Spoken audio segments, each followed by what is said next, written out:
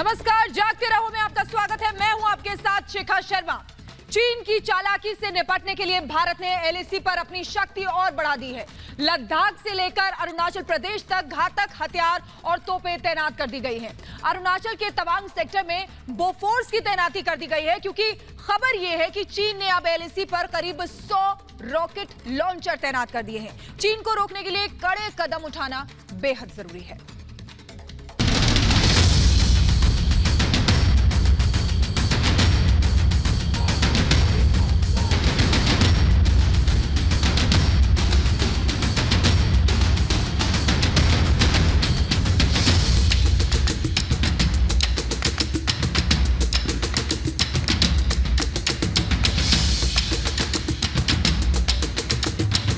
चीन की हर चाल का जवाब देने के लिए तैयार है भारतीय सेना।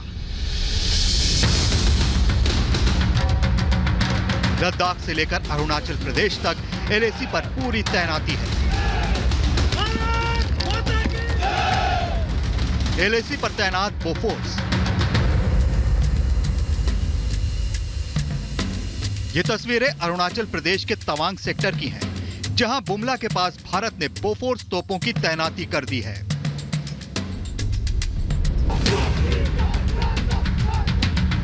भारतीय सेना चीन की हर हरकत पर पैनी नजर बनाए हुए है। ये बोफोर्स तोपें एलएसी पर बिल्कुल फॉरवर्ड पोस्ट पर तैनात की गई हैं, ताकि चीन की किसी भी चाल का मुंहतोड़ जवाब दिया जा सके। बोफोर्स के साथ अल्ट्रा लाइट हॉवित्जर M777 गनों की भी तैनाती कर दी गई है। एलएसी पर मौजूद बुमला का इलाका एक बेहद महत्वपूर्ण जगह है, इसीलिए यहाँ सेना ने अपनी ताकत और बढ़ा दी है। लाइन ऑफ एक्चुअल कंट्रोल पर भारत ने अपने डिप्लॉयमेंट्स को बढ़ाया है। मैन पावर हो या मशीन, लगातार इसमें इजाफा किया गया है। आप देख सकते हैं ये बोफोर्स गन्स हैं, जिन्हें यहाँ लाइन ऑफ एक्चुअल कंट्रोल पर डिप्लॉय किया गया है। बोफोर्स गन्स के साथ ही अल्ट्रा लाइट हॉवित्जर जो M777 है, उसे भी यहाँ डिप्लॉय किया गया है और ये 2018 में भारतीय सेना में शामिल हुए हैं। भारतीय सेना की आर्टिलरी लगातार लाइन ऑफ एक्चुअल कंट्रोल में अपनी डिप्लॉयमेंट्स बरकरार रखे है, ताकि अगर कभी परिस्थिति बिगड़े तो चीन को मुंह तोड़ जवाब दिया जा सके।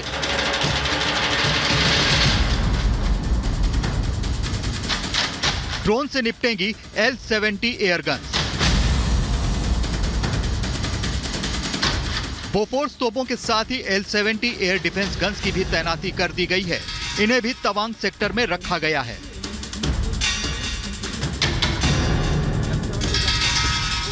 ये एयरगन्स बेहद खास हैं। इनमें कई तरह के सुधार करते हुए इन्हें और ज्यादा शक्तिशाली बना दिया गया है। वैसे तो ये गन 60 के दशक से भारतीय सेना के पास है, पर अब इसे और आधुनिक बनाया गया है। इनके निशाने पर दुश्मन के लड़ाकू विमान समेत दुश्मन के ड्रोन्स भी होंगे। ये सामने आया है कि चीन अपने ड्रोन्स की मदद से भारतीय सेना पर नजर रखता है। इन गनों के सहारे वो ड्रोन मार गिराए जाएंगे। इसमें अत्याधुनिक कंपोनेंट्स और लेटेस्ट टेक्नोलॉजी का इस्तेमाल किया गया है, ताकि ये लो लेवल एयर थ्रेट जैसे unmanned aerial vehicle, unmanned combat aerial vehicle, attack helicopters और मॉडर्न एयरक्राफ्ट्स का सामना कर सके। टारगेट एक्विजिशन और ऑटोमेटिक ट्रैकिंग कैपेबिलिटी को बढ़ाने के लिए इसमें daylight television camera, thermal imaging camera और लेजर रेंज फाइंडर का इस्तेमाल किया गया है। इसे मजल वेलोसिटी रडार से भी लैस किया गया है, इसकी मारक क्षमता को बढ़ाने के लिए। सेना ने अपने एविएशन विंग में इजराइल से मंगाए हेरॉन ड्रोन शामिल किए हैं। साथ ही हथियारबंद अटैक हेलीकॉप्टर रुद्र और ध्रुव की तैनाती भी की जा चुकी है। माना जा रहा है कि एलएसी से लगे इलाकों में ये हथियार सेना के कमांडरों को ऐसी ताकत देते हैं, जिससे आपात हालात में भी सभी प्रकार के ऑपरेशंस को अंजाम दिया जा सके। एलएसी पर चीन की बढ़ती आक्रामकता से निपटने के लिए ही सेना ने एलएसी पर अपनी तैनातियों में बढ़ोतरी की है। चीन रच रहा नई साजिश। तैनात किए 100 रॉकेट लॉन्चर। वहीं खबर है कि चीन ने एलएसी पर 100 से ज्यादा रॉकेट लॉन्चर तैनात किए हैं। माना जा रहा है कि चीन सर्दियों में साजिश की तैयारी कर रहा है। चीन की इन्हीं चालबाजियों और साजिशों से निपटने के लिए भारतीय सेना एलएसी पर चौकस है। चीन की बढ़ती आक्रामकता से निपटने के लिए ही सेना ने एलएसी पर अपनी तैनातियों में बढ़ोतरी की है। Bureau report, Republic Bharat.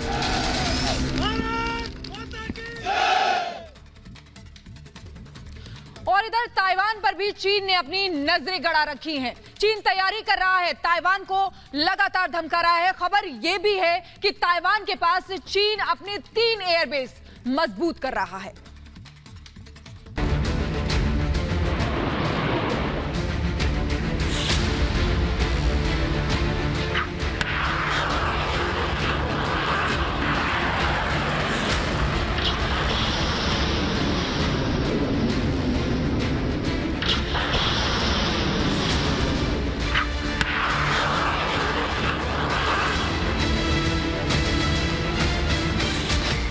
क्या ताइवान पर हमले की तैयारी में है चीन?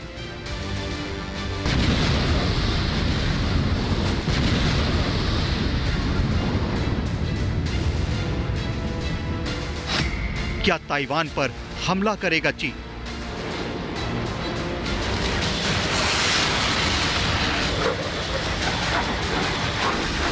चीन और ताइवान के बीच युद्ध के बादल गहरे होते जा रहे हैं। चीन कई बार कह चुका है कि वो ताइवान को अपने अंदर मिला लेगा। वहीं ताइवान ने चीन को चुनौती दी है कि वो हर हमले का सामना करने के लिए तैयार है। अब खबर यह है कि चीन ताइवान के पास लगने वाले अपने 3 एयरबेस मजबूत कर रहा है। इन तीनों एयरबेस को उसने अपग्रेड करना शुरू कर दिया है। चीनी वायुसेना के ये 3 ठिकाने लॉन्गटियन, हुआन और झांगझोंग में है। इन सभी की दूरी ताइवान से 160 से 220 किलोमीटर के बीच है। चीनी लड़ाकू विमानों को इन एयरबेस से उड़ान भरकर ताइवान पहुंचने में बस चंद मिनट ही लगेंगे।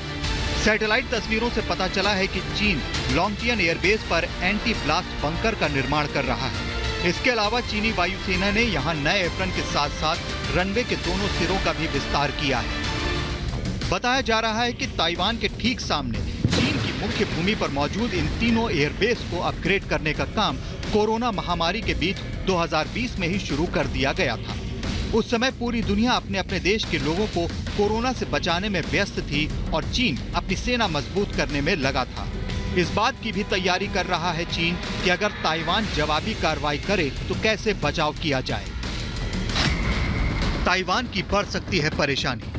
माना जा रहा है कि इन एयरबेस से चंद मिनटों में चीनी लड़ाकू विमान ताइवान पहुंचेंगे तो ताइवान की दिक्कत बढ़ सकती है। उसे जवाबी कार्रवाई करने में परेशानी हो सकती है।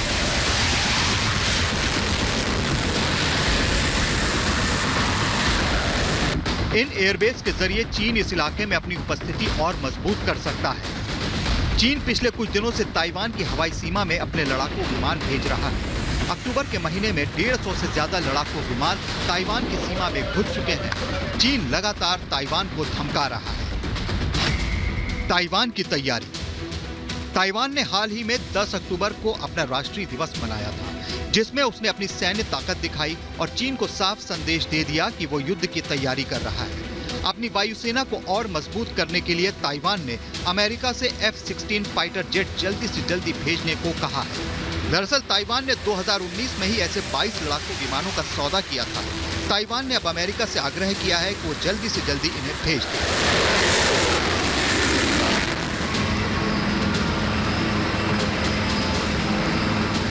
वहीं चीन कुछ दिन पहले ताइवान के सामने एक द्वीप पर कब्जे का अभ्यास भी कर चुका है।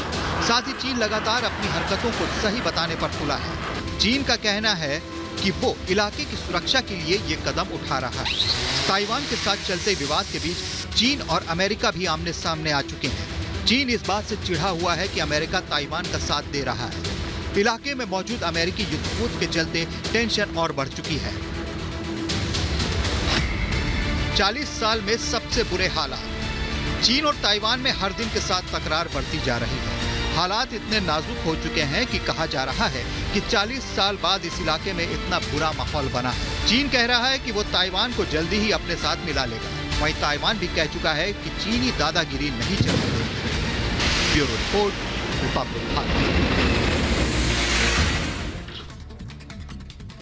और अब बात जम्मू कश्मीर की करेंगे। जम्मू कश्मीर में आतंकियों के खिलाफ कार्रवाई हो रही है। आज शोपियां में 2 आतंकियों को ढेर कर दिया गया है। वहीं पुंछ की अगर बात करें तो वहां पर 10 दिनों से आतंकियों के खिलाफ ऑपरेशन चलाया जा रहा है। जंगलों में आतंकियों को घेरा जा रहा है। साथ ही साथ सुरक्षा बलों ने आतंकियों के 4 ठिकानों को ध्वस्त भी कर दिया है।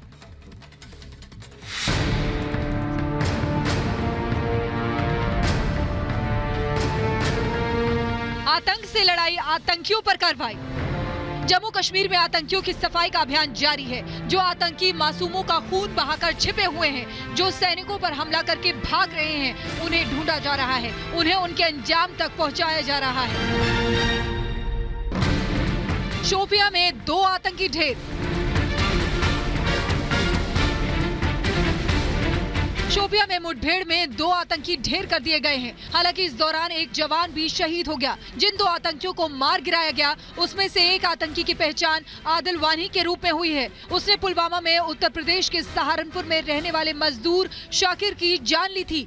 आदिल TRF का जिला कमांडर था। बताया जा रहा है कि वो जुलाई 2020 में ही इस आतंकी संगठन से जुड़ा था। कश्मीर में ऑपरेशन ऑल आउट के तहत जहां जहां मिलिटेंट्स छुपे हुए हैं वहां पर सिक्योरिटी फोर्सेस एनकाउंटर कर रही हैं। मैं आपको बताना चाहूंगी कि लगातार कश्मीर में जो एनकाउंटर्स किए जा रहे हैं मिलिटेंट्स के, और ये जो शोपियान में एनकाउंटर किया गया इसमें जो मिलिटेंट्स मारा गया लश्कर तैयबा का TRF का आदिल वानी, ये वही टेररिस्ट है जो कि एक कारपेंटर की जिसने हत्या कर दी थी। सहारनपुर का जो कारपेंटर था। शोपियान में आज एक ही दिन के अंदर जो फोर्सेस हैं उन्होंने इस ऑपरेशन को अंजाम दिया, जिसमें 2 मिलिटेंट्स को मार गिराया जो कि TRF के बताए जा रहे हैं। कुलगाम में लश्कर के 2 आतंकी ढेर। कुलगाम में भी 2 आतंकी मार गिराए गए। दोनों का संबंध लश्कर से बताया जा रहा है। इनमें से एक लश्कर कमांडर गुलजार अहमद रेशी था और दूसरे का नाम इमरान वानी। बताया जा रहा है कि पिछले दिनों कुलगाम में गैर कश्मीरियों की हत्या में इनका हाथ था। पुंछ में घिरे आतंकी। पुंछ के जंगलों में भी सुरक्षा बलों ने आतंकियों को घेर लिया है। करीब 10 दिन से यह अभियान जारी है। बताया जा रहा है कि जंगलों में करीब 4 से 6 आतंकी छिपे हुए हैं। सुरक्षाकर्मी उन ठिकानों को निशाना बना रहे हैं जहां आतंकियों के छिपे होने की संभावना है। पिछले 3 दिनों में ये 4था ठिकाना है जिसे सुरक्षा कर्मियों ने बर्बाद किया है। सुरक्षाकर्मी ड्रोन की मदद ले रहे हैं। पुंछ एनकाउंटर अपने 10वें दिन पर पहुंच गया है और इस बीच सुरक्षा बलों की तरफ से लगातार आतंकी ठिकानों को निशाना बनाया जा रहा है। ठीक सामने के इलाके में आप देखेंगे एक लो इंटेंसिटी ब्लास्ट की जो आवाज आई और उसके बाद ये पूरा इलाके में जो है आग लग गई है। ऐसा माना जा रहा है कि ये वही इलाके हैं जहां से आतंकी लगातार सुरक्षा बलों को निशाना बना रहे थे और अब इन इलाकों में आग लगाई जा रही है। इन जो हाइडआउट्स हैं इनको बस्ट किया जा रहा है, ध्वस्त किया जा रहा है ताकि आतंकी जो हैं वो यहाँ से बचकर ना निकल पाए। पुंछ के जंगलों में छिपे आतंकियों पर अंतिम प्रहार की तैयारी कर रही है सेना। कमांडोज की भी तैनाती हो चुकी है। हेलीकॉप्टर का भी इस्तेमाल हो रहा है। संदेश साफ है कि आतंक फैलाने वालों के साथ कोई नरमी नहीं दिखाई जाएगी। Bureau report, Republic Bharat. और इधर उत्तराखंड में पिछले कई दिनों से बारिश ने कहर बरपा रखा है। 50 से ज्यादा लोगों की मौत हो गई है। कई मकान टूट गए हैं। बारिश और बाढ़ का असर अब यूपी के भी कई जिलों में दिखाई दे रहा है।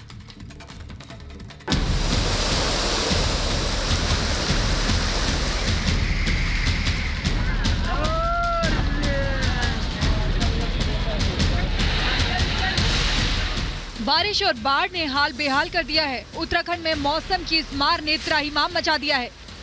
पिछले कुछ दिनों की बारिश ने देवभूमि की सूरत ही बदल दी है। तल्ला रामगढ़ में मौजूद हूँ। लगातार हम तस्वीरें ग्राउंड जीरो से अपने दर्शकों को दिखा रहे हैं कि क्या कुछ हालात यहाँ बने हुए हैं। तो देखिए ये जो मेरे पीछे आप नदी देख रहे हैं या ये जो पानी का भाव देख रहे हैं, ये पूरा का पूरा एक खेत हुआ करता था। ये पूरा बाग हुआ करते थे और अब यहाँ जब बारिश का कहर हुआ, जब कुदरत का कहर बरसा, तो उसके बाद तस्वीरें आप खुद ब खुद देख सकते हैं कि क्या कुछ यहाँ हालात है, क्या यहाँ लोगों पे गुजरी होगी। उसके अलावा मैं आपको बता दूं यहाँ थोड़ी सी आगे रेस्क्यू ऑपरेशन भी चल रहा है। 8 जो शव हैं वो रिकवर करे जा चुके हैं। नैनीताल में जहां देखो पानी ही पानी है, शहर में पानी घुसा हुआ है, आसपास के पहाड़ों में रास्ते रुके जा रहे हैं, पुलों को हानि हो रही है। राहत और बचाव दल लोगों को बचाने में लगे हुए हैं, लेकिन मौसम इतना खराब है कि काफी दिक्कत का सामना करना पड़ रहा है। कई शव निकाले जा चुके हैं। रेस्क्यू के लिए एनडीआरएफ की टीम भी मौके पर पहुंच गई है। जिले में कई जगह बिजली और पेयजल आपूर्ति ठप हो चुकी है। हम तस्वीरें दिखा रहे हैं, इस समय भीमताल के आगे हम मौजूद हैं। रामगढ़ में यह घटना हुई बादल फटने की, जहां करीबन 31 लोगों की अभी तक जो रिपोर्ट की माने तो ये सूचना आ रही है कि जान जा चुकी है। लेकिन आप देखिए तस्वीरों में, अपने कैमरा पर्सन को कहूँगा एक 360 व्यू आपको दिखाएं कि क्या कुछ हालात यहाँ पे बने हुए हैं। तो आप देख सकते हैं ये मेन रोड है, ये मेन सड़क है। जब हम भीमताल से क्रॉस करते हैं, भीमताल से रामगढ़ की तरफ जाते हैं, तो ये वो मंजर है। भाव इतनी तेज है कि यहाँ खड़ा हो पाना बहुत मुश्किल हो रहा है। ये तस्वीरें काठ गोदाम की हैं। बारिश के चलते यहाँ रेलवे ट्रैक को भी नुकसान पहुंचा है। हल्द्वानी के पास कोला नदी के पास काठ गोदाम से दिल्ली को जोड़ने वाला रेलवे ट्रैक उखड़ गया है।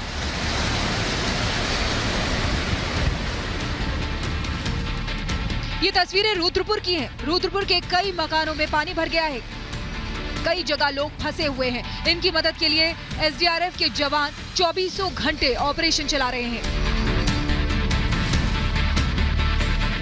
उत्तराखंड में हो रही तेज बारिश का असर यूपी में भी दिख रहा है। ये तस्वीरें रामपुर जिले की हैं। यहाँ कोसी नदी उफान पर है, कई गांवों में पानी घुस गया है, लोग अपने घरों में फंस गए हैं, जिन्हें बाहर निकाला जा रहा है। कुछ लोगों के पानी में बहने की भी खबर है, जिनकी तलाश की जा रही है। तस्वीरें यूपी के सीतापुर जिले की हैं। बारिश आफत बनकर टूटी है। घाघरा नदी उफान पर है, इसके किनारे बने मकान खतरे में हैं। आप देख सकते हैं कि कैसे ये पूरा मकान पानी में गिर गया है। Bureau report, Republic Bharat. और क्रूज ड्रग्स केस में बॉलीवुड सुपरस्टार शाहरुख खान के बेटे आर्यन खान की मुसीबत कम नहीं हो रही है। आज भी आर्यन खान को जमानत नहीं मिल पाई है। अब आर्यन खान के वकील ने बॉम्बे हाई कोर्ट में जमानत की अर्जी दाखिल की है।